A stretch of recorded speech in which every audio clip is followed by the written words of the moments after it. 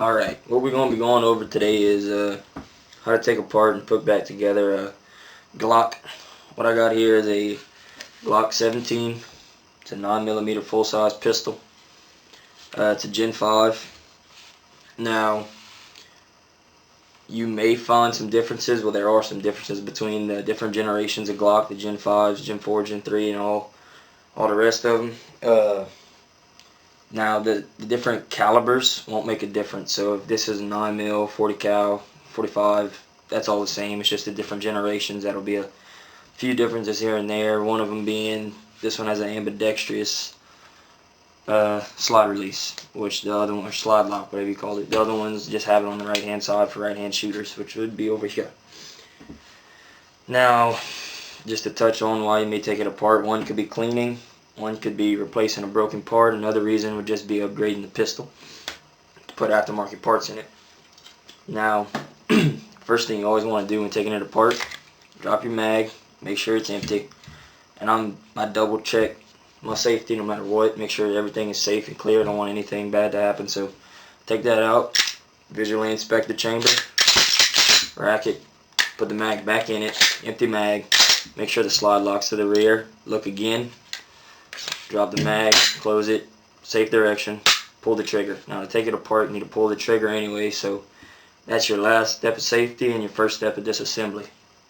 After that, take your dominant hand, cup it around the back of the pistol grip, wrap your fingers over top, kind of squeeze your hand, pull the slide back a little bit like that. Then you'll have your takedown levers here and here, pull down on both sides at the same time. Slide your slide right off, and that's where we'll start with the slide.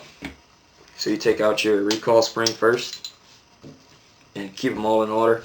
Every part you take out, keep it in order so you don't get lost, especially if it's your first time doing it and get a little confusing. So recoil spring, take out your barrel. Then next step is get you some kind of tool that you can put some leverage on this sleeve right here. I use a little pick from a gun cleaning kit, and there's a sleeve right below this striker right here. I like to pull it back to get it a little bit out your way. Then you put pressure towards the front of the slide, pushing down. Use the table to help you. So push down on that, depress it, and then slide this back plate off. I'll go ahead and do that right now. Push down on that, slide that right off, and nothing's gonna come flying out. You don't have to worry about none of that. Take that off, slide your striker right out the back. Then take your ejector spring, pull that out the back. Next, this is the only part something could possibly go fine. So here's your safety plunger. You want to put your thumb on top of that. Then here's your ejector or extractor, I forget which one it is, but same thing. Just pull that right out. Then your safety plunger, kind of dump it in your hand, and that's it. This is fully stripped. Every piece is out of the upper. You can put aftermarket, whatever you want. Change your barrel, anything. Something breaks, replace it, clean it. So now to put it back together, do the same exact thing in the exact opposite order. So you start with your safety plunger. Now on the early generation Glocks, the ones Gen 4 and before that, it's not this shape, it's a circle.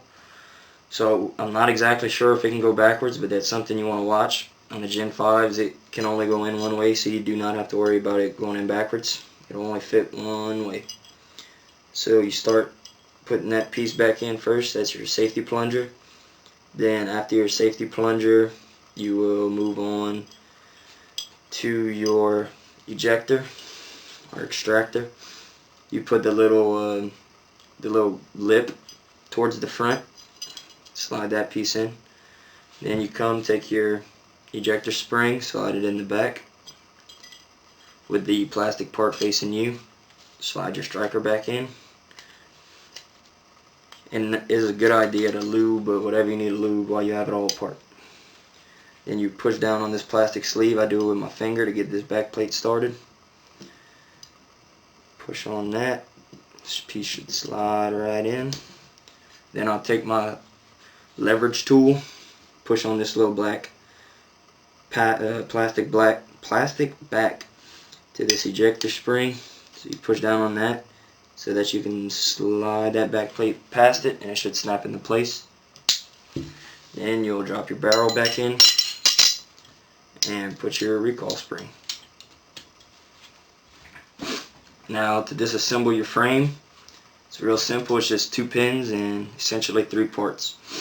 Now again, the Gen 5s are different than the previous generations. The Gen 5s only have 2 pins. Previous generations I know have 3 pins. They'll have this back pin, this lock and block pin, and they also have a trigger pin. This one just has 2.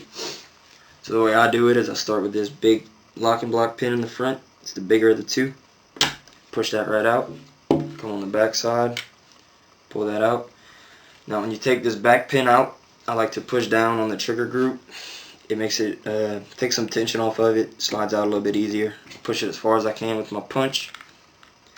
Pull it out the back side just with my fingers while pushing down. That comes right out.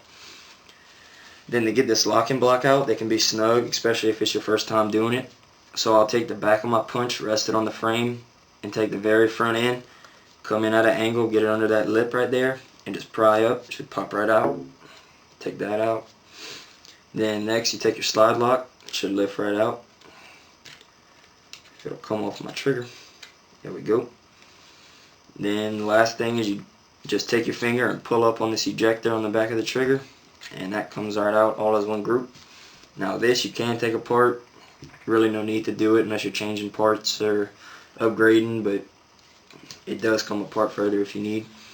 Now there are 2 parts on here I don't take out. The only reason I would see a need is if you're left-handed and you need to switch your mag release to the other side.